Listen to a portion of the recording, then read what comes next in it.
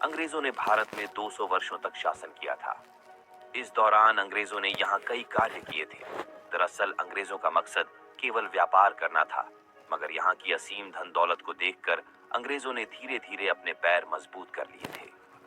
जब अंग्रेज भारत में आए थे, उस जमाने में भारत सोने की चिड़िया कहलाता था, यानी कि भारत में सोने, चांदी और हीरे जवाहरात की भरमार थी। इस अपार धन दौलत को देखकर अंग्रेजों का मन डगमगा गया। उन्होंने कैसे भी करके यहाँ पर शासन स्थापित कर लिया। अंग्रेजों ने भारत से अपार धन दौलत लूटकर ब्रिटेन भिजवा दी थी। अंग्रेजों ने भारत को खूब लूटा। दोस्तों, गौर करने की बात यह है कि अंग्रेजों ने यहाँ अपनी सुविधा के लिए कई ऐतिहासिक कार्य भी कर दिए, क्योंकि वह जानते थे कि अब उन्हें भारत से कोई नहीं निकाल पाएगा।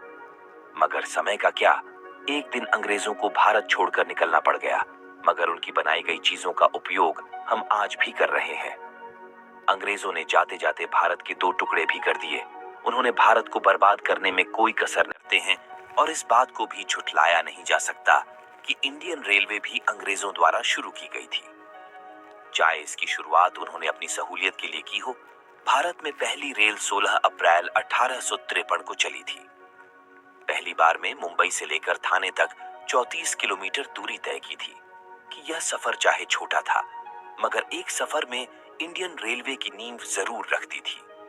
और आपको यह बात सुनकर हैरानी होगी कि आज भी भारत में एक रेलवे लाइन ऐसी भी है जिसका मालिकाना हक ब्रिटेन की एक कंपनी के पास है, और इस रेलवे लाइन के इस्तेमाल करने के लिए भारत सरकार हर साल 1,20,00,000 रुपए ब्रिटेन की इस कंपनी को देती है। ये रेलवे ट्रैक महाराष्ट्र के अमरावती से लेकर मूर्ताजापुर के बीच में स्थित है। और नंबर 2 पर है इंडियन आर्मी। भारत में इंडियन आर्मी की नींव भी अंग्रेजों द्वारा ही रखी गई थी। ईस्ट इंडिया कंपनी के भारत आने से पहले भारत के जितने भी महाराजा थे, उनकी अपनी अपनी सेनाएं होती थी। अब जब ब्रिटिश भारत आए तो उन्होंने 1805 में एक सेना तैयार की थी। उसमें इंडियन और ब्रिटिशर्स दोनों सैनिक शामिल थे।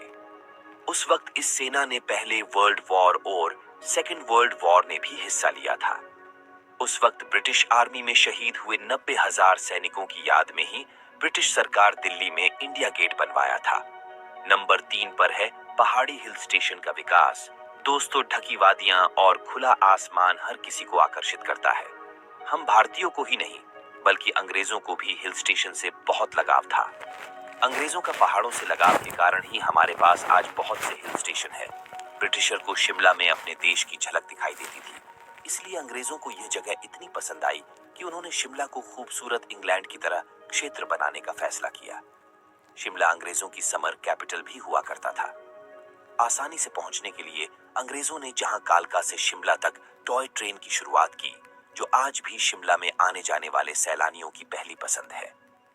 वैसे शिमला इकलौता हिल स्टेशन नहीं था जिसको अंग्रेजों ने डेवलप किया।